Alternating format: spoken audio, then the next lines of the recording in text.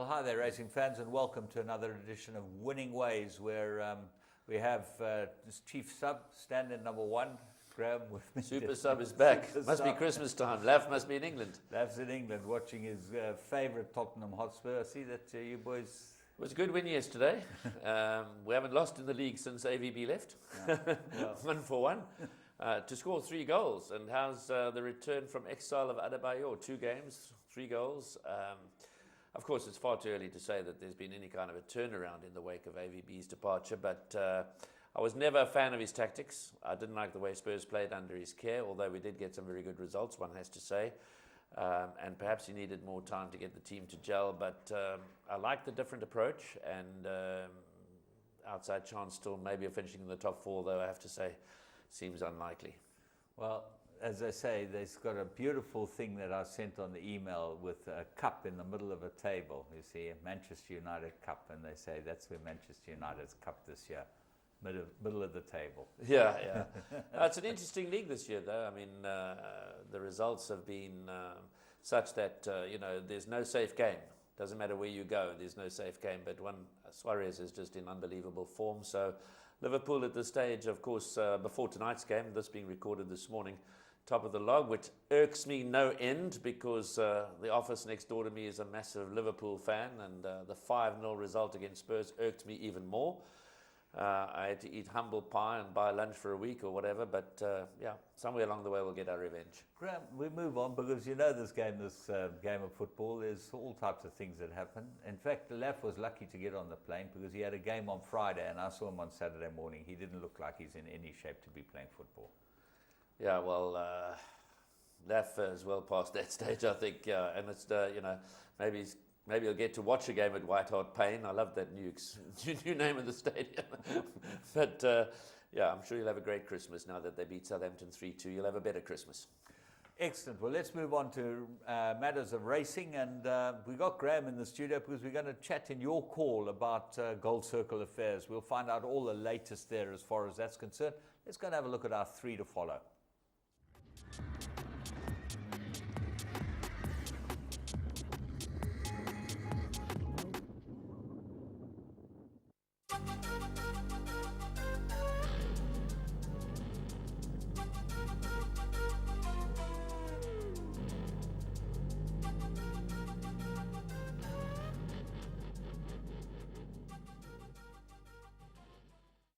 Well, there you go. Now you're looking for a date. You found a new date. Bloodstock South Africa's yearling sales will be 27th, 28th of April, and I think that's probably a good move for them. Yes, it comes after the big day at Turfentine, and of course the 28th is a Monday, but it is a public holiday, so it's also comes after Easter, so obviously everybody can take an Easter break and then come back for some serious business at the National Yearling Sale. So I think it's a good move. Sunday, Monday after the big day, with Monday being a public holiday, should have lots of interest. And let's hope for a top quality catalogue. I'm sure they've got some very nice horses there, but let's go and have a look at some of the horses that have been sold previously. And the first one in our 3 to follow, we go to race 10, Scottsville, 17th of December. You'll remember this race meeting. It was bottomless deep in mud, and this filly was very, very strongly fancied until the going came up like this, and we think that she's certainly one to follow. Let's go and try and pick her up. You won't see much of this filly, West Ridge.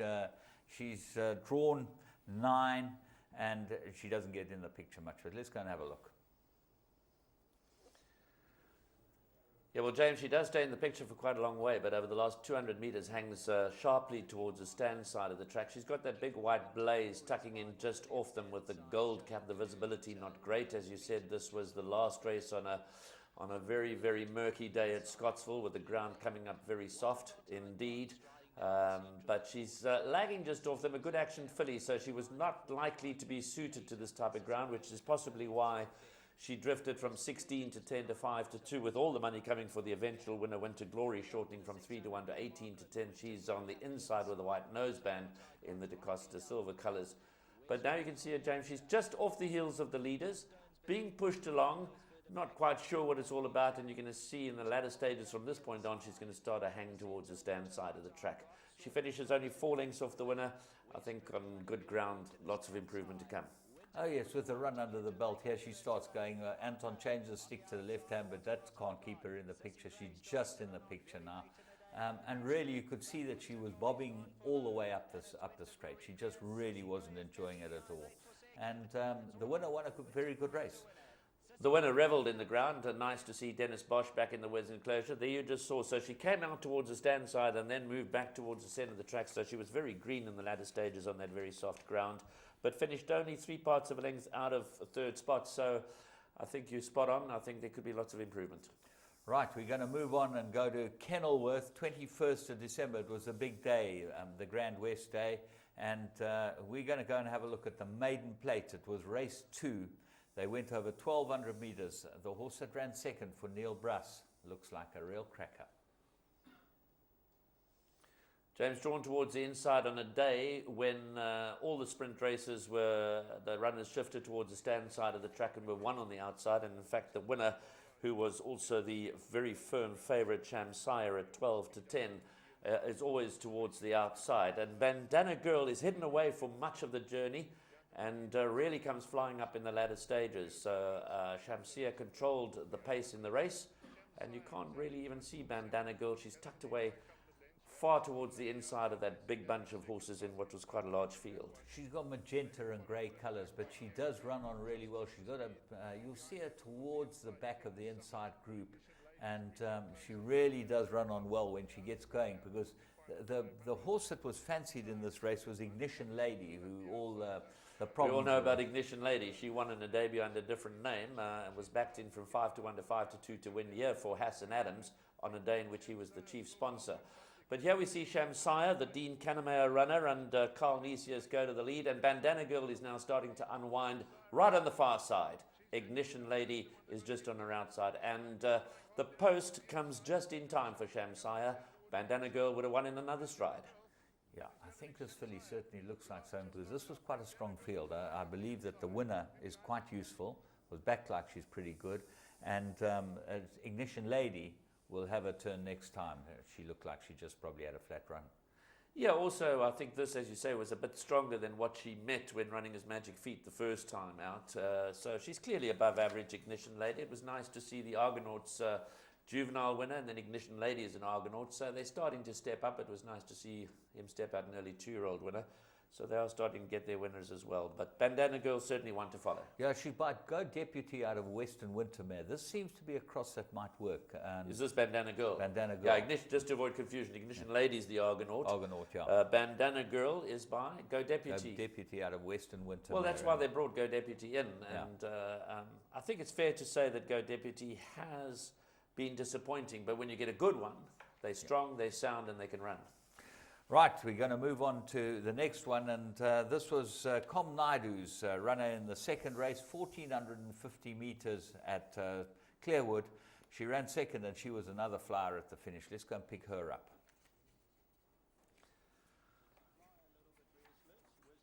You're quite brave, James, picking a horse to follow out of this field. I thought it was a particularly weak maiden. While I do agree that with your first 2 selections as being horses to follow, I might disagree with you here, notwithstanding the fact that she runs a very good second, but I'm not sure about the overall quality of this field.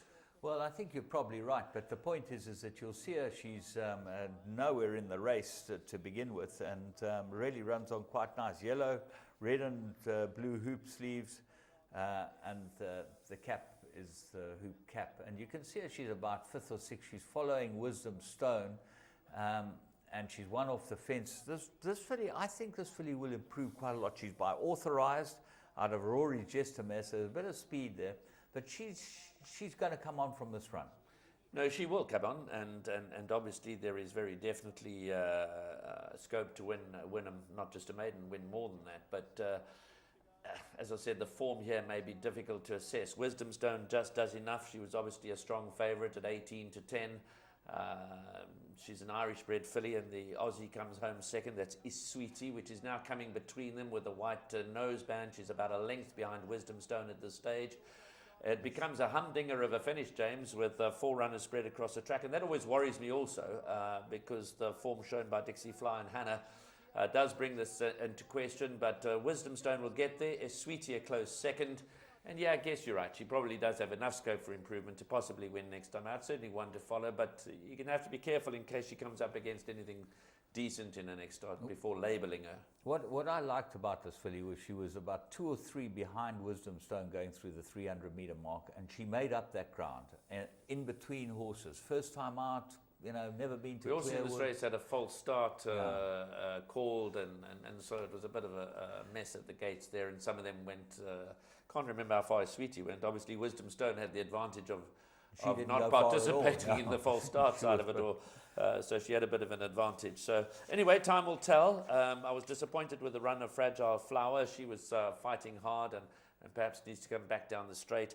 But we'll watch Sweetie's next run with interest. But if it's a similar type of race, then certainly. But you just got to be a bit wary in case she comes up against anything stronger. Well, I think that's the point always with these 3 to follows. You have a very good look at what the field looks like. We made that filly Ignition Lady one to follow of ours because she won, and you looked at the field she came up against. But she certainly, you don't have to follow them to win. You can take them in swingers and trifectas and all types of things. And there's many ways to skin the cat. Absolutely. And quartets are certainly one of the better ways to skin the cat. I think it is fair to say, though, that some of our maidens in KwaZulu-Natal at this time of the year, there's very little depth to a lot of the maiden races that we run at this time of the year, which is understandable. It's out of season.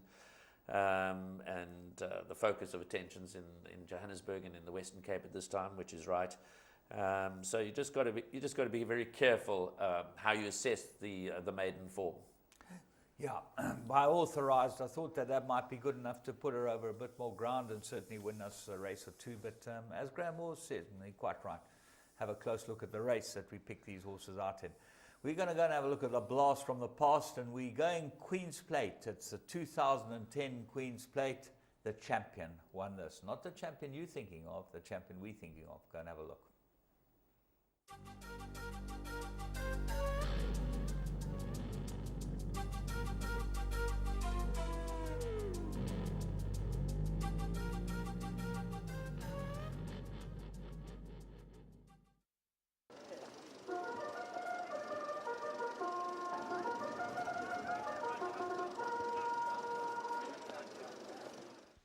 All in line and racing. Got them away to a perfect beginning, and Pocket Power landed with the leading speed. Gold Tears now going around them on the far side. Big City Life's being urged along to go up handy too. Blue Tiger in behind these. Then it's Thunder Key. Pocket Power after an alert start as he's back through the field and now setting mid-division and about 5 off them. Fabiani's moved past him up on the outside. They're being followed by Forest Path, who's making a little progress round runners. Strategic News is racing in behind that. Ivory Trail towards the back of the field. And Capel is your trailer, and he's a dozen lengths off this leader. Gaultier sets a good pace out front as they go to the 1,000. He has it by 2 lengths to Blue Tiger racing second. Forest Path, the round runners, has gone up to racing that 3rd place. Big City Life is back at the fence, and then it's Fabiani. They being followed then by Thunder Key, 5 off the lead. Strategic News races in behind those. Pocket Power will give them about 6 lengths start as they start to straighten up. Capel is in behind that, and Ivory Trail, the trailer. They're at the top of the lane now and head for home with 600 metres left to go. Gaultier is out in front but running on empty. Blue Tiger over towards the inside closest to him, and then Forest Path. Fabiani starts to move in, and now Pocket Power gets a shake of the reins and he starts to close ground. Gaultier still in front. Fabiani, Pocket Power towards the outside. Blue Tiger, Big City Life is weaving his way through traffic. Thunder Keys towards the inside. Pocket Power's now being asked to get out of them and ask the question in earnest, and Pocket Power responds as he usually does. Capel is charging home from the back of the field, but Pocket Power is out in front. Capel trying all he can, but you can't beat the champion. Pocket Power over Capel, got tight for 3rd. Big City Life and Fabiani. Strategic News behind those. Then it's Forest Path in behind that. Blue Tiger. Well, the Queen's Plate is always an unbelievable race, and this year will be no different. We've got some crackers this year, but Pocket Power, something else. Yeah, he was unbeatable in this race. He won it 4 times in a row, and that was his 4th victory. The end of the road for Pocket Power as far as the Lawrence Queen's Plate was concerned, because obviously at that stage he was on the brink of retirement. But to win 4 of them in a row is unbelievable. When you'd think that Give Me the Green Light came out and won the 2011 renewal, and then Variety Club 2 years in a row. That's the kind of quality horse that you need to win the Lawrence Queen's Plate. These weight for age mile races are always won by top quality horses. I was instrumental in moving the season around a little bit to allow the 3-year-olds to compete in the Lormans Queen's Plate. The Guineas and the Queen's Plate used to be run very close to each other, but now the Grand Parade Guineas is 3 weeks ahead of the Lormans Queen's Plate, which is what I aimed for a couple of seasons back. It's been this way now for about 5 or 6 years. I was therefore very pleased when Gimme the Green Light won it in 2011, beating another 3-year-old in the race at that stage. And that was Variety Club. He ran second and then first and first. And I'm really hoping that coming out of this year's Grand Parade Guineas, which we'll talk about later, but which was a terrific race, that we'll see some of the 3-year-olds in action again in the Lormans Queen's Plate, because that's how the program was set up. Because if you had a pure miler as a 3-year-old, before we made this change, you ran in the Guineas, and that was basically the end of your season if you couldn't get the 2,000 meters of the Derby. So I moved the Guineas into December, which drew a little bit of flack at the time, but I think it's worked out really well, to allow the 3-year-old miler to compete in 2 major Group 1s during the Western Cape season. And I'm really hoping this year that we'll see some of the 3-year-olds in the Lormans Queen's Plate, which is on the 11th of January. So, yeah, it's always a nice test to see the 3-year-olds against the 4-year-olds at this time of the year. It's amazing how you take flack for something like that. You take a bit of flack in your time. Yeah, you know, well, obviously the Guineas, if you trace back the history, interestingly enough, I mean, I grew up in Cape Racing. The Guineas used to be run in February after the Met. Yeah. The Met used to be run on the 3rd Saturday of January each and every year, which obviously commercially was the worst Saturday of the month, but nobody seemed to think about those things in those days. Then, of course, the Guineas came into early January and clashed directly with the Lormans Queen's Plate. Horse Chestnut, I think, won the Guineas and then won the Met. Yeah. So it was all right from that perspective. And then the Investec Derby used to be run after the J&B Met. But then we brought the Investec Derby onto J&B Met Day because there were little or no 3-year-olds that ran in both races anyway, and the sponsors thought it was more fitting to run it obviously on J&B Met Day. Brought the Guineas forward to allow the 3-year-olds to run in those 2 miles, which I think is very important. I drew most, and he won't mind me pulling his leg, I drew most flack from Dean Canema, and he promptly won the first 3 Guineas in his new time slot. He and I have a good laugh about that all the time. So it's where it is, and you know, if you think about it, it's in the same time slot relative to the Northern Hemisphere as the English 2,000 Guineas, 1,000 and 2,000 Guineas.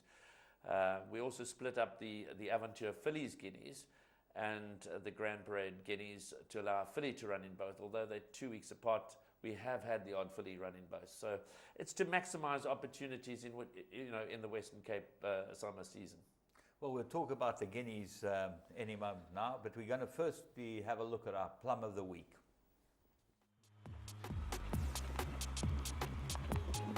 Regalia. Lady Kelpie towards the inside. Mahave Princess is starting her run up the middle and starting to descend on the leader. Careful Hiker starts to kick towards the inside. 400 meters left to go. Pistachio in front. Black Flame the first one to pounce. Black Flame takes it over. Mahave Princess is in hot pursuit and starting to move into contention up the outside. Towards the inside we got Lady Kelpie, and Careful Hiker gets going. Mahave Princess has gone to the lead with 100 meters left to go. Up the outside, Dynasty's Pride, Scarlet Witch on the back, closing ground, down to the wire. Mahave Princess from Scarlet Witch, Dynasty's Pride and the Morrigan. Well, there you go, and you know, this looked like the best bet on the card. It had run 4 lengths off them in 2 Grade 1 races before this, or group races, and certainly 9-2 was the price on Interbet. It started 7-2 with your local, but 9-2 was an unbelievable bet, and it capped what turned out to be a wonderful day. Well, it was very nice for Hassan to win the last race. It was fitting for Hassan to win the last race.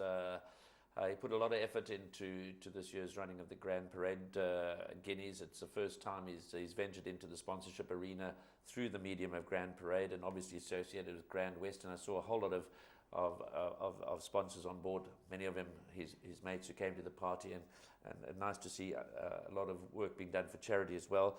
So at that stage he had drawn a blank, and my only concern with Mahave Princess was that the Gavin van Zyl stable in Cape Town didn't really seem to be firing, and I guess for that reason she did drift from an opening call of 2-1 out to 7-2. The money came for Careful Hiker, which unfortunately whacked Sean Cormack in the face during the preliminaries, and he had to be replaced on the horse by older de Meyer. Not that that affected the horse's running, but she just seemed to be well above herself beforehand and was a real handful. So Careful Hiker didn't come to the party on Saturday, but it was great for Hassan Adams and for Gavin Van Zyl, because I think he must have been getting concerned as to, you know, am I ever going to get another winner down in Cape Town? He did have Showgunner win a short head from Zikaiser, who came out to flatter the form on the weekend with a great win. But I think it's fair to say that Gavin hasn't been firing in Cape Town. Interestingly, he won the last race at Kenilworth and the last race in Clarewood, so that would have put a smile on Gavin's dial. You know, he's not a boy that you can keep down for too long, and Gavin and his team, his two sons or his whole team there. And really, she's a very, very nice filly, this, and they deserve to win. Well, he's always had a very high regard for her. In fact, before the Aventure fillies guineas, he said to me there was very little to choose between Along Came Polly and Mahave Princess on their work. So on that basis alone, coming into this race, she had to have a huge chance, and she was really well handled by Anthony Delpeche to get her home by a rapidly diminishing neck. Yeah, it was good. The other thing, there was very good camera work to show why Sean Cormack actually was dislodged. I couldn't believe they got that on camera. It was amazing. So well done to the crew down in the Western Cape. That was absolutely superb. Not that we were, you know, it's not something that we wish upon any joke, but to have caught it on camera was amazing. He so got he got right it in the middle of the head. Basically, the Careful Hiker head-butted Sean. He was always going to come off second worst. Yes, second best. unfortunately, yeah, unfortunately. Anyway, we wish him a speedy recovery, which I'm sure he will have. Tough as teak, these jockeys. But we're going to move on and have a look at current affairs.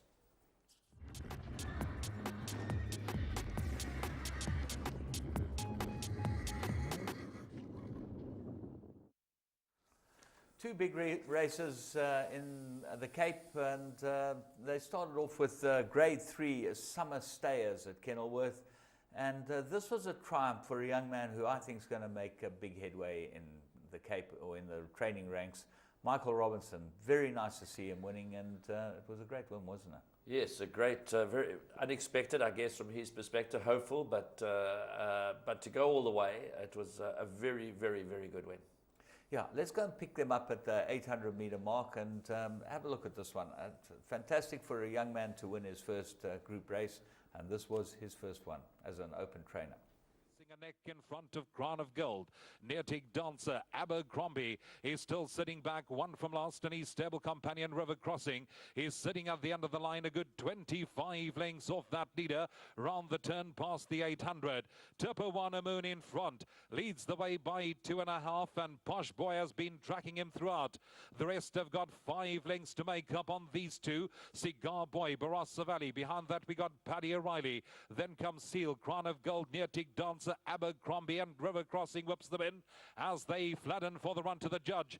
In the Grand West Cape Stayers handicap with 400 metres left to go. Tipuana Moon in front says, come and catch me if you can. Posh Boy has been racing in second throughout. Now the pack starts to close. Barossa Valley and Cigar Boy stand side are starting to descend. Next we got Crown of Gold. We're into the final 200. Tipuana Moon is hanging tough along the inside. Stand side we got Cigar Boy and Barossa Valley, and Paddy O'Reilly has taken off, but Tipuana Moon is showing absolutely no sign of stopping. Tipuana Moon from Posh Boy, Paddy O'Reilly, Cigar Boy, and Barossa Valley. Beautifully turned out. Well done to Mike and Luella, Doug Campbell's daughter. Yes, very well done to them. A lovely couple, and as you say, I think I endorse what you say. I think Mike has got a bright future ahead of him.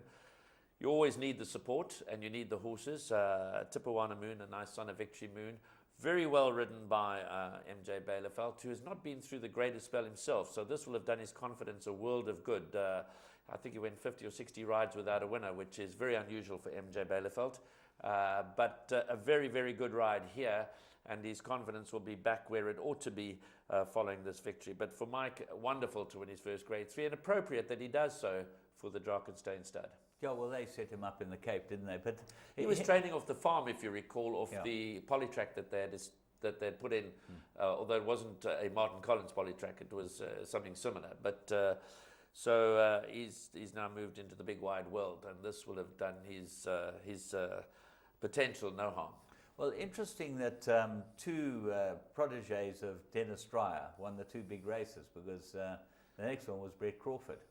And I think they both spent an apprenticeship with Dennis, didn't Yes, they were both with Dennis, well, you know, Dennis himself, what a trainer. So he must have sat back and watched the Guineas, and as you say, this feature race, and taken some pride in the outcome, especially with Brett running first and second in the Grand Parade Guineas. And great to see Tony Millard on track, but more about that in a moment, I guess. Okay, well, let's go and pick up the Grand Parade Guineas. And as we know, the Cape Guineas is now sponsored by Grand Parade, is always one of the big 3-year-old races. We'll go and pick them up at the start. £1 million at stake, all clear. Gates fly, racing in the Grand Parade Guineas from the 1600. Top Jet slow when the starter said go, and he slots into the back of the field. Red Ray began well up there with the speed. Antonius Dubois, Captain America, the pink up, is pushing past runners on the outside. Whistle Stop is racing on the rail. Then comes Legislate and Strongman 3 deep on the move outside of runners, improving position all the while. Cape Cutter's racing next. Then comes Forest Indigo, who's also trapped deep on the outside of Speed Rocket, and Dynastic Powers on the rail. A length and a half away comes Elusive Gold, is racing a half in front of Top Jet. Next in running, we got Power King. Roman Manor and De Kock is sitting at the end of a stretched out field. A good 18-20 lengths cover them through the middle of the bend. 800 meters left to go, and Strongman has come round them all to lead the way from Red Ray and Captain America. These two are side by side in second. Whistle Stop is sitting next, and behind that comes Antonius Dubois. Next in running, we got Cape Cutter. Then comes Power King. Towards the inside, Speed Rocket and Forest Indigo is up the middle as they settle for the run to the line in the Grand Parade Cape Guineas. 400 meters left to go. Red Ray and Captain America, they move up together and take up the running. Nothing more to come from Strongman. Whistle Stop. Forest Indigo is into the clear and flashing. Up the outside, Legislate. Down the inside, Red Ray, Captain America and Forest Indigo is on the charge. Up the outside, Elusive Gold is running an absolute cracker up the outside. It's Captain America. Elusive Gold is catching stride for stride to the wire. Very close. I fancy Elusive Gold beats stable companion Captain America on the line. Red Ray back in third. Well, there you go. A triumph for many people, Graham. Well, firstly, fantastic for Ashley Parker. Wonderful people, Ashley and Rose. Ascot stud, sailed from Seattle. His first Grade 1 winner. Nice that Ashley and Tony were there.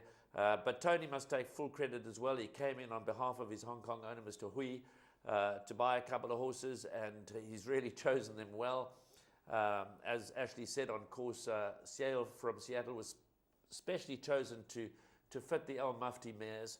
He's such a wonderful horseman, is Ashley, as is Rose, his mum, a wonderful horsewoman with a long, proud heritage of producing top-class horses. But, you know, you always take a chance with a new stallion, and you need to see them perform on the track. They can come with whatever pedigree credentials you like, but they need to throw the winners. And he got off to a really good start. We all started to say, well, this is nice, but they've got to go on with it as 3-year-olds. And to win first up with his first crop of 3-year-olds, the Grand Parade Guineas Grade 1 is a great triumph for him. And this horse should go further. You know, he's well bred on the dam side and should easily get further. Well, the interesting thing is it's one of those foundation families of the Parkers, and you know the Millards and the Parkers have had a long and very happy relationship. They both respect each other as horsemen, and Tony always goes back there, and Terence used to as well, and bought some fantastic Enchanted Garden, I think is well, she's in this family. Well, that's the family, you know, it is one of their foundation families, and fantastic for them, absolutely fantastic. And but magnificent looking horses as well at the sales. I mean, some of the sale from Seattle's, you couldn't help but stand back and say, wow, this looks to be a racehorse. But we've seen some of those come and go before, or we've seen you know, the progeny of new stallions and had a look at them physically and said, well, this surely can't miss. Only to be disappointed on many occasions, because as you know, the statistics, really hard to make it as a stallion. Breeding is a tough game, and you have your ups and your downs. And as Ashley, I think if you were watching, you know, Sail from Seattle did have a setback. He was injured. He was kicked on the farm, and he had one very small crop. But clearly they look the part, and now that they're showing that they can compete at the very highest level. You've got to be able to compete at Group 1 level if you're going to sort of lay claims to being recognized as one of the best in the country. And I think Sale from Seattle has now put up his hand. Tony Millard just reaffirmed what a great judge he is. I know that he holidays in South Africa at this time of the year, so he didn't specifically fly out from Hong Kong to watch this race. They were on holiday in St. Francis and flew in via a plane, which was nice. But the fact is that it was great to have him on course. Great to have him on course to lead this horse in. And yeah, obviously whether the horse's future is in South Africa or in Hong Kong, that we have to wait and see. Can only be fun what might happen down the line. I think it's a bit of both. I think he'll continue to campaign in South Africa for a while because obviously I would imagine that he'll go for the Investec Cape Derby. But obviously that has to be confirmed because the manner in which he came from the back of the field and certainly his pedigree suggests that 2,000 meters would be even better for him. And it looks like quite a nice soft target to keep him going, rather than to throw him even further into the deep end, such as the JMB Met. But I'm hoping that Captain America and Red Ray will take their place, as I said earlier, in the Lormans Queen's Plate. I'm really hoping that rivalry will be renewed there amongst themselves, but also against the older horses. So I'm really hoping that Captain America and Red Ray will head for the Lormans Queen's Plate. That would be a great contest. Just talking about the ownership of these horses, you'll see the second horse, 2 of the 3 owners are overseas owners, Deanne Nagel and the Gurneys. You know, it just shows how important our overseas market is in this country. Well, Deanne, as you know, is South African. Yeah. She's married to... She would call herself Irish now. She would call herself Irish now, and if you heard her speaking, you'd certainly believe that she's Irish. Can't hang around David Nagel for too long. And David Nagel, now there's an interesting character. David Nagel came to South Africa first up, going way back, as an auctioneer. Yeah, that's In right. fact, when I started out as an auctioneer in the Cape, selling for Selwyn Simpson at the Emeritus Bloodstock sales, interestingly, at the Cape Showgrounds, which is now the home of Grand West and Grand Parade's big share in Grand West, obviously. So it's all sort of fits in, if you like, because that's where the sales used to happen.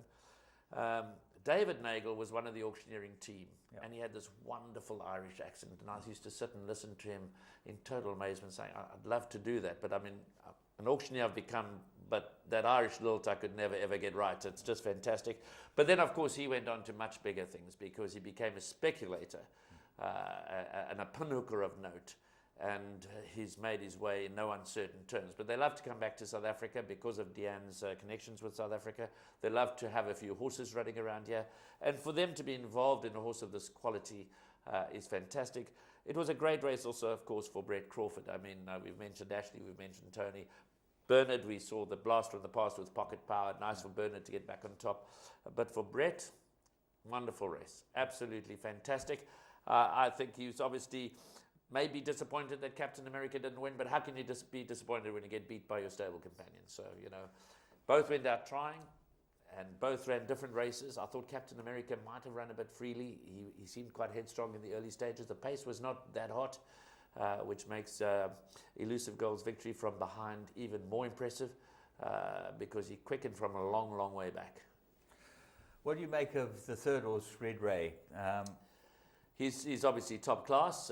He's very genuine. For a long way up the straight, it looked as if he was going to deny Captain America. Captain America came at him, he fought back. Captain America came at him, he fought back. A wonderful struggle at that stage between Glenn Hatt and Anton Marcus. I mean, before Elusive Gold came pouncing on the outside, it was just such a wonderful contest. And then, just when it looked as if it was between the two, and for a few strides looked as if Red Ray might hold on, there came Bernard on the outside on Elusive Gold. But I think Red Ray is top class. I think he had the run of the race. I think Anton had him in a perfect spot. I don't think they were going that hard, that he over-raced in any way. In fact, I thought Captain America was over-racing more than he was. They went to the front 300 out, as you would have expected them to do. I think he's top class. And as I said, I'd love to see this rivalry renewed in the Lormans Queen's Plate, and throw in one or two of the older horses, and I think you've got the makings of one of the races of the year. Well, let's hope that it all comes to fruition, which it could easily do. A couple of other bits of news. Ofev, who's the champion in Japan, the champion mare, she won her Swan Song, her going out stakes, and she was a fantastic race mare. Yeah, you told me she won it by about 8 lengths or so. So Yeah, she's clearly a cut above the balance in Japan. Well, she showed how good she was in Europe. Didn't she run second in the Prix de l'Arc de Triomphe? Yeah, and she came from miles behind in this race. She just canted along at the back, and she just cruised past them. She goes to stud now. She's by Stay Gold, and she's going to be a great addition. But the Japanese are making big moves in the racing and breeding ranks. Well, they've invested so well in their breeding industry, and they've structured their racing industry so well to support their breeding industry. For a long time, of course, they had most of their races restricted to their own participation, and visitors, so to speak, weren't welcome. You know, there was "you're not welcome here" sign up in Japan for many of the international rating horses. They've opened up a number of their races, and for a long time, the form of their own races was brought into question. But certainly on the international stage, in recent years, they've shown that their breeding is right up there with the very best in the world. Because when they've sent horses out to compete in the major Group 1 races around the world, and they seem to only come for the really top major Group 1s, they're very, very competitive.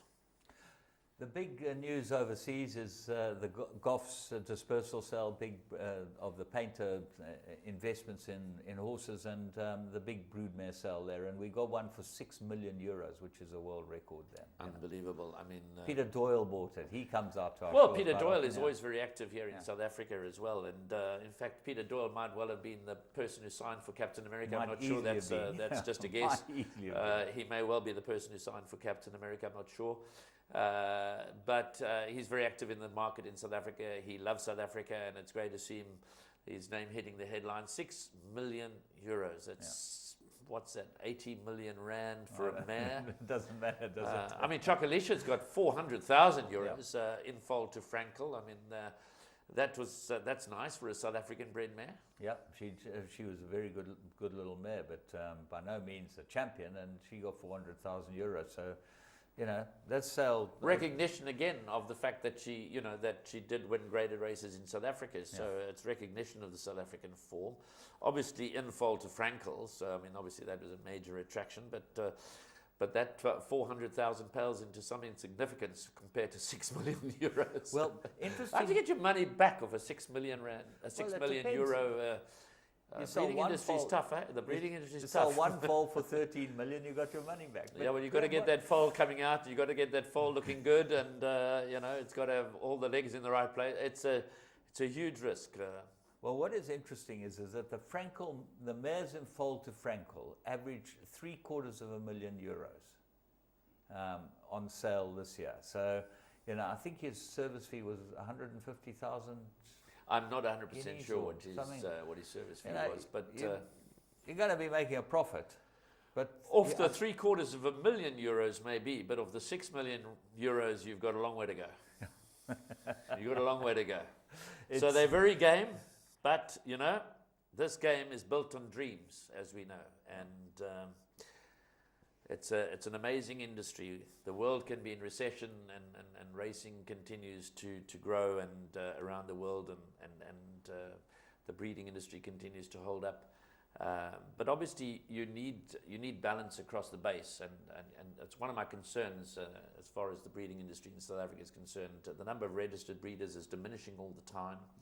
I think that we've got some really nice stallions around. I think from the stallion and the mare perspective, we've had over the years, courtesy of Graham Beck and many others who've invested in imported mares, that the gene pool has expanded. It's become diverse, and really that's why I think we're seeing so many nice horses being bred in this country. But you need a broad base of participation.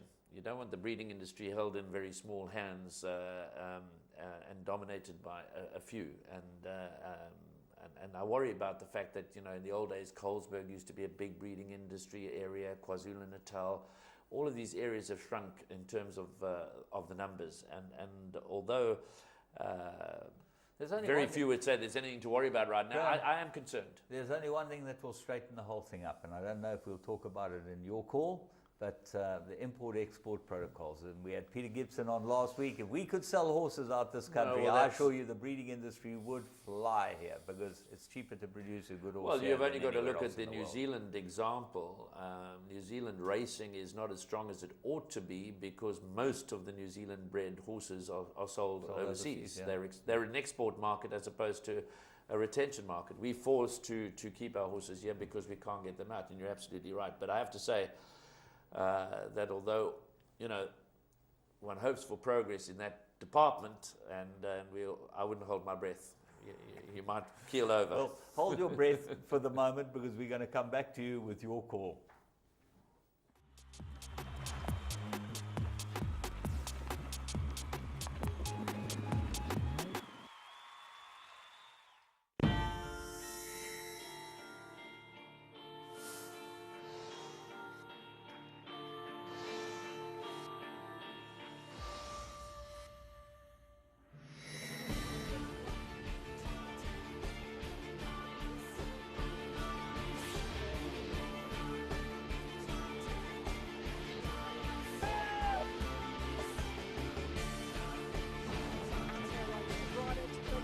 Second position, but Military Roses giving them a bath.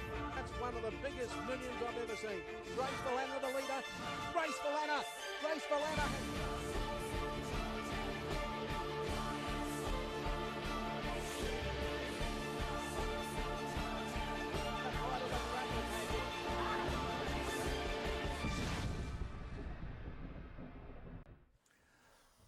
Well, racing in KwaZulu-Natal can be trying for most of us, but I don't think it's more trying for anyone than Graham Hawkins as the racing manager and controller during this wet season. Hasn't been much fun. No, it hasn't. It's been very, very difficult. It's always difficult at this time of the year, which is why the polytrack was procured in the first instance to solve these problems, and obviously that's under construction, and hopefully this time next year we'll have far less aggravation than we've been through over the last few months. The rains came a bit later this year and initially were accompanied by nice quantities of sun along with it, you know, but from the middle of November onwards we seem to just get rain and grey days and actually not very warm temperatures, and the soil temperatures weren't as warm as they ought to be. So we really have battled, and we've had our problems here at Greyville. Obviously, as we've always said, it was never going to be easy while Greyville is a construction site. And after the last meeting which we had here, which was held in very rainy conditions, we postponed a Friday meeting to Saturday. We got through most of the card courtesy of a very determined bunch of jockeys using all of the track to get through that particular race meeting. After that race meeting, unfortunately, we had a bit of damage from the, as I said, we're busy constructing also the polytrack alongside the grass track. We had a bit of damage between the 1,000 and the 1,200 meter mark, which we've had to try and fix. We've installed some extra drainage, etc., which has been a bit of a setback for Greyville. So we are battling in KwaZulu-Natal with our tracks at the moment. Scottsville was in magnificent condition, took an absolute pounding last Tuesday, which is why I decided to move today's Monday the 23rd meeting to Clarewood. We've had a 5 or 6 week break at Clarewood. One doesn't want to race on a track when you've come back Saturday, Monday, and then Boxing Day. We scheduled to race again at Clarewood. It's not ideal, but I wanted to give Scottsville a bit of a chance. They scheduled to race on the 29th to repair the track rather than race on it again today. So you're juggling because the tracks are under pressure, and Greyville is under pressure at this time because we've got to fix that area between the 1,000 and the 1,200. Hopefully, weather permitting, the race meeting on Friday night will go ahead at Greyville. But unfortunately, rain is again forecast to come back. We've had some glorious days, Thursday, Friday, Saturday, Sunday. Today, as we're recording the show on Monday morning, it's a glorious day. But the rain is predicted to come back, forecast to come back again. So hopefully in smaller quantities though. So I'm hoping now that the weather is starting to settle. We've obviously got to play a little bit of catch up as much as possible. In chatting to the trainers, obviously the log jam is amongst the maidens. And so the possibility of staging 1 or 2 maiden-only meetings by way of added meetings is something that we'll give serious consideration to. mixing 3-year-old maidens together with the older horse maidens and perhaps some qualified maidens to give everybody a chance. We'll probably start adding some meetings and adding some races back from January onwards. As I said, I wanted the weather to settle. There's no point in adding back meetings as a knee-jerk reaction, only to have to cancel those as well. Yeah. So the weather has to settle at some stage. There are signs now that the worst is over, although there's still a lot of rain around. It is at least combined with a fair amount of sunshine as well. Very sad to have lost Enos through all of this. That's added to a very somber mood at Gold Circle. He was a great friend and has emerged over the years as a very, very good track manager, now holding his own amongst the best in the country. He took on Scottsville as a project under guidance, of course, after replacing George Furness as the number one guy there. Great sense of humour, and at 48 years of age, his death was certainly untimely. Gold Circle has lost a great one of its great sons. Well, I thought the race meeting on last week, where we raced 9 of the 10 races, and we could have raced the other one, I think, if we'd used the whole track, was a tribute to him. And, you know, maybe just a thought about the way he looked after that track. He turned that track around. No, he turned that track around. And obviously we changed the manner in which we did things, and he was very open to embracing the change. So under his watch, that track certainly improved a great deal. It's going to take a long time to rid Scottsville of its perception as being the poor relation of tracks in KwaZulu-Natal and perhaps even in South Africa. It is no longer that. It's a proper track. And we will build on what Enos has started. Tembiso has stepped up to the plate. He was assistant to Enos, a very young chap, and has got a lot to learn. So we're going to have to beef up our resources there and give Tembiso a lot of guidance. But you know, we talk about transformation in racing through the jockey ranks chiefly, because that's where we've seen the best example of transformation within racing. But I tell you what, amongst the track managers, I went to the National Track Managers Conference in October. Obviously, the late Enos was there. And of the 30 faces around the table, the majority by far were previously disadvantaged individuals who've come through the ranks, Pumalele, Gold Circle, assisted by the guys like Dean Diedrichs and Ralph Smout and Alvaro van Sale, and these guys, Kurt Groenewald, have brought these guys through. Stan Diesel's played his part down in Joburg. These guys have passed on their information and their learnings and their skill and their knowledge to these young black guys who are coming through the ranks, and it's gratifying to see them emerging, and they love it. They feel as if they're part of the earth. And Enos was that type of guy. He was salt of the earth guy, and a very sad loss. But as you say, we ran that meeting in his honor. And I agree with you, by the way. I think we could have run that 8th race. I was disappointed that they didn't go right to the outside. They ran the 6th and 7th race down the back straight, almost on the same strip. I know the conditions were not ideal, but we had one more race to go around the turn, and they could have gone right to the outside. It almost seems like it's a no-go situation in South Africa. That's not the way we race. I heard somebody say to me the night that we battled here at Greyville, when I said to the guys, go outside, keep going out. Imagine the rail to be out there somewhere. Because when you watch racing from around the world, you see them using the track, all of the time, searching for the best going. Sometimes you watch races in England on some of their tracks, and they go from the outside to the inside. Then they go under the trees because the rain hasn't fallen there and the ground is faster. No. You know, you've got to do what you've got to do. So I was a bit disappointed we lost that race, but we have to move on. Obviously, we hope to get Greyville back up and running as soon as possible. But yes, we have had our problems with our tracks because of the excessive rain and the lack of warmth and heat. But I've no doubt all will come well. And as you say, the Polytrack is going to be a great addition. We've seen its success in Port Elizabeth, and there's no reason why it shouldn't be equally as successful here in KwaZulu-Natal. But we're busy with some other improvements as well. We'll be back in a second with Graham. We're just going to have a look at the shining light from the Magic Million sale. And as we said to you, Marmalady won absolutely in a canter. She was bought as a weanling from Strawberry Hill Stud at the Magic Million sale 2 years ago, and there she was, turning out to be another winner. And if you'd like to go to Magic Millions, remember, 11th to 12th of January, Paul Lafferty's your man. You get hold of him. He'll organize everything for you. But, Graham, back to the business at hand. Talking about shining lights, the lights obviously at Greyville were introduced here in the mid-90s, I think. At the same time, lights were introduced at Newmarket in Johannesburg. Not the greatest lights, one have to say, but they've done the job. But we have a 20 million rand program to upgrade the lights here at Greyville. And the first phase was completed some time ago, and we've seen a number of race meetings already conducted.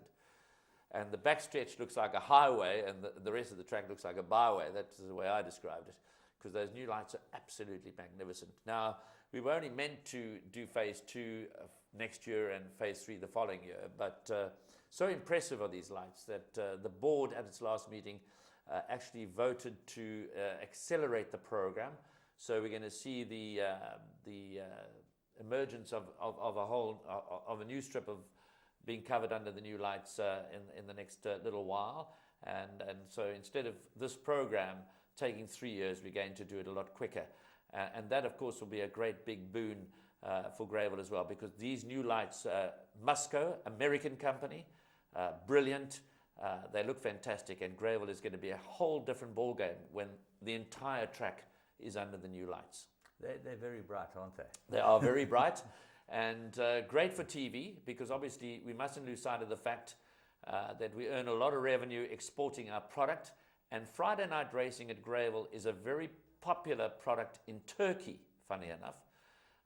And John Stewart and his team cannot wait for our polytrack to be in, so we can commence with our consistent Friday night racing program, which is due to start in about October of next year. From October of next year, perhaps a little sooner, but from October of next year, we will race pretty much every Friday night. Yeah, that will be that is our aim, to achieve that sort of consistency. We believe consistency is the cornerstone of growth, and that's part and parcel of our vision for racing in KwaZulu-Natal. And will you race only polytrack meetings, or will you try and have some meetings on the turf as well? I think that initially, at this time of the year, between say September and December, most of the meetings will be on the polytrack. And there may even be some where they are combined. We'll run some of the races on the grass and some of the races on the polytrack. At some point, James, and we haven't pinned this down, I think the Greyville grass track needs to be completely redone. I'd like to pull up the entire grass track. Kikuyu doesn't do well in KwaZulu-Natal. And right now, both at Clarewood and here at Greyville, over the years, we've now got a variety of different grasses. Bearing in mind that this track dates back a century. The back straight is Synoden, the main straight is a different type of grass, which is why you see different colors at different parts of the track. And I would really like, with the board's approval at some point, to completely redo the grass track as well. Put it all under Shelton drainage, and obviously that in itself could be another 5 or 6 month project. But when we've got the polytrack up and running, it shouldn't be a problem. Bearing in mind we've also still got the 2 tracks at Scottsville. I'm talking about in the era now after 31 July next year when Clarewood closes. In fact, the last meeting at Clarewood will be on the 2nd of August. That's as matters stand. That'll be the grand finale at Clarewood. And I'm happy to say, and I can announce it already, that at least we'll have the Asian Young Guns Apprentice Challenge. That's an international apprentice challenge on that day. It's an apprentice challenge that's held every other year in Australia or New Zealand, and then moves around to any one of the other Asian Racing Federation countries. And South Africa has been chosen as the venue in 2014. And with the support of the guys at the Racing Association and at Pumalela, they've agreed there can be no finer occasion, because they want it held in August, to showcase these apprentices, but on the last day of Clarewood's era. So that's something to look forward to, and we're going to have a lot of planning to put into that. But after that, obviously, we'll have grass tracks at Greyville and at Scottsville, and I want to redo the grass track at Greyville completely. So that will be in the planning pipeline.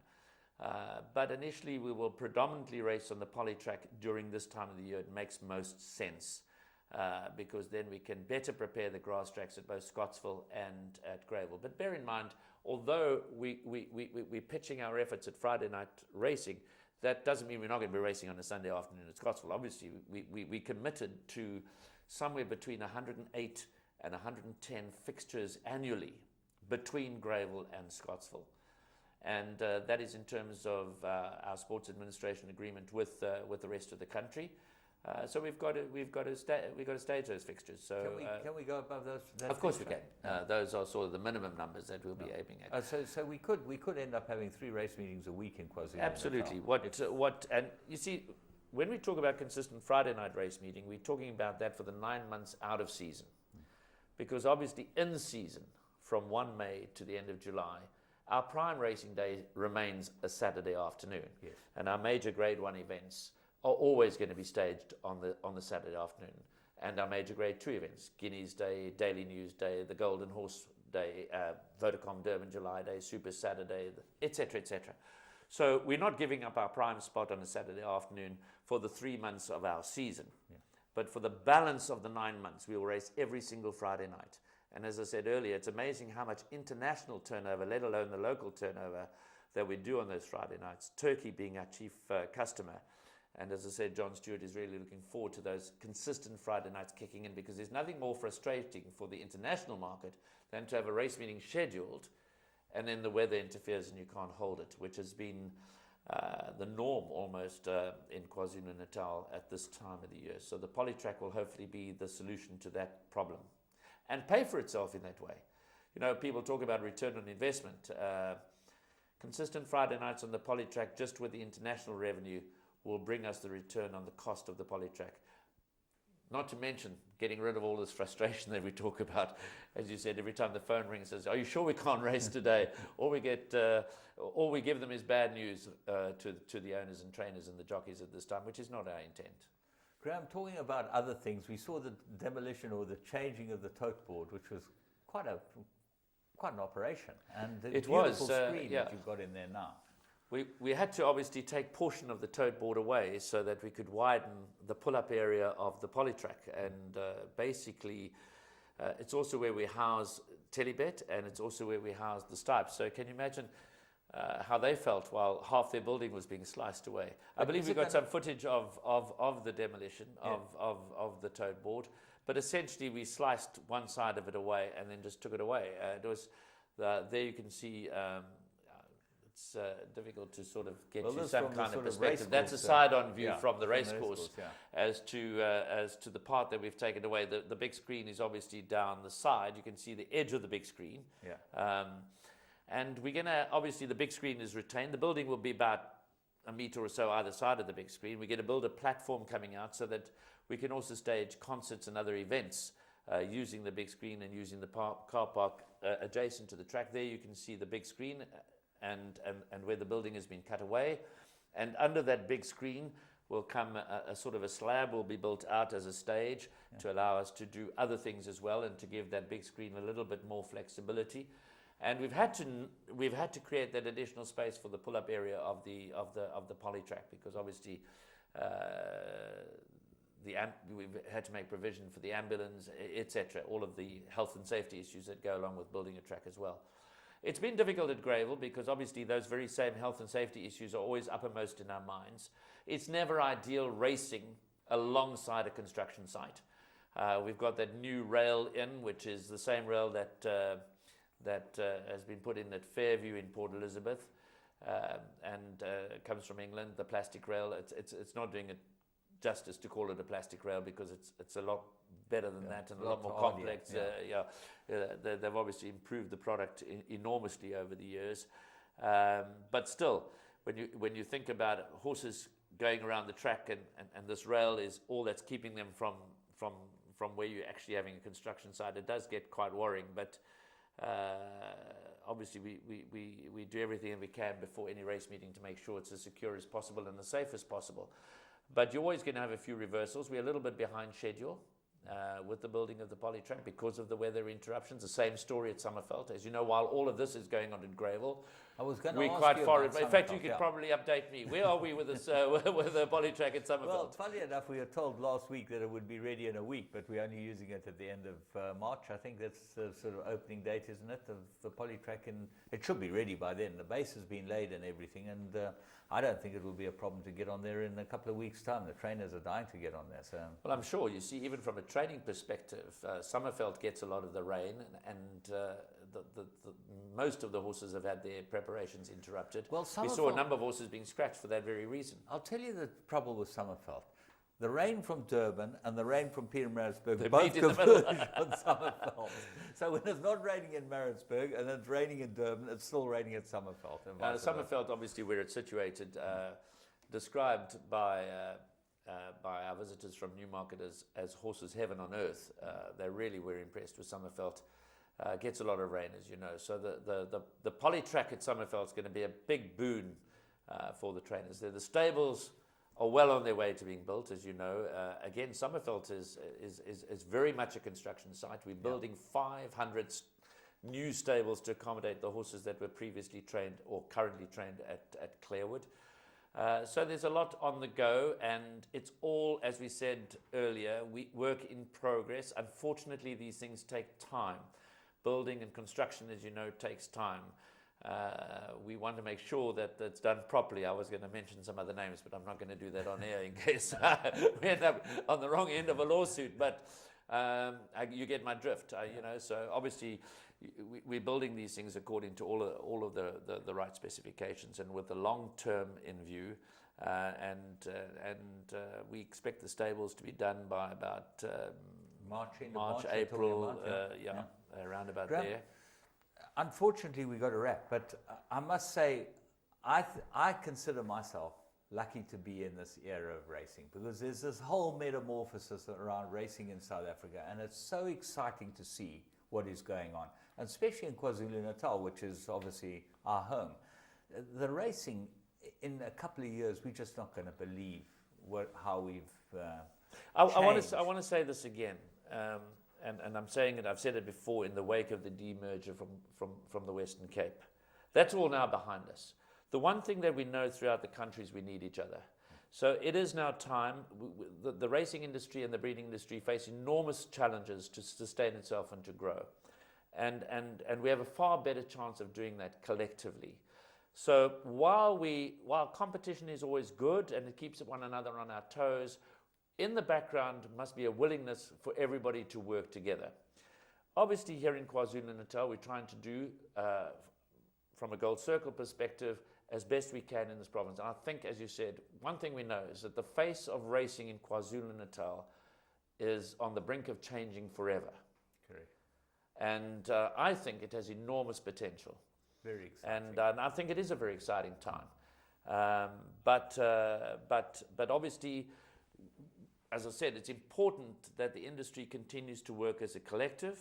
We've started a national marketing and PR program where Pumalala, the Racing Association, Gold Circle, Western Province Racing, the TBA, we're all working together to try and change the way that the public perceive racing to be, so that we can become more attractive for sponsors, etc.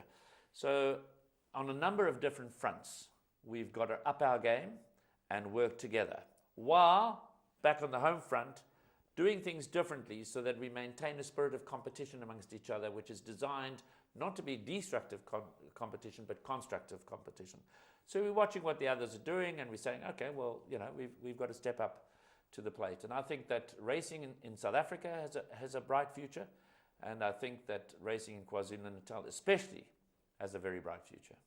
Well, I can't say more than congratulations to you and the whole Gold Circle team on a fantastic year, because it has been a year of complete change, and there's lots of change still to come.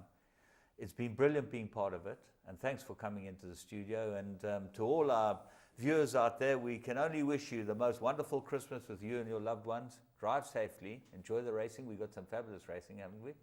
Coming up. We take it day by day at this time of the year, but we've got some fabulous racing coming up. Yes, we do. And from obviously from Gold Circle side to all of your viewers, also compliments of the season, a very Merry Christmas, and we look forward to seeing you at Clarewood on Boxing Day, weather permitting, and all the best for 2014. From James and Graham, you're going to have a good one. Enjoy your family, enjoy the eating. We need to eat a little bit. We're going to have a full go with that Christmas pudding. But then we'll be back on Boxing Day for some fantastic racing, and then look forward to the Queen's Plate. But congratulations to Gold Circle and their team on a wonderful year.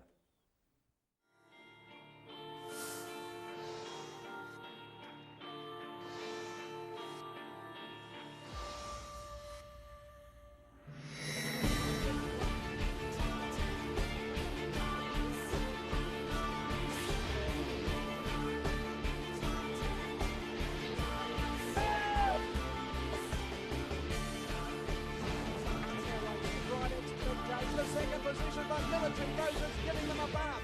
That's one of the biggest millions I've ever seen. Graceful Anna, the leader. Graceful Anna. Graceful Anna.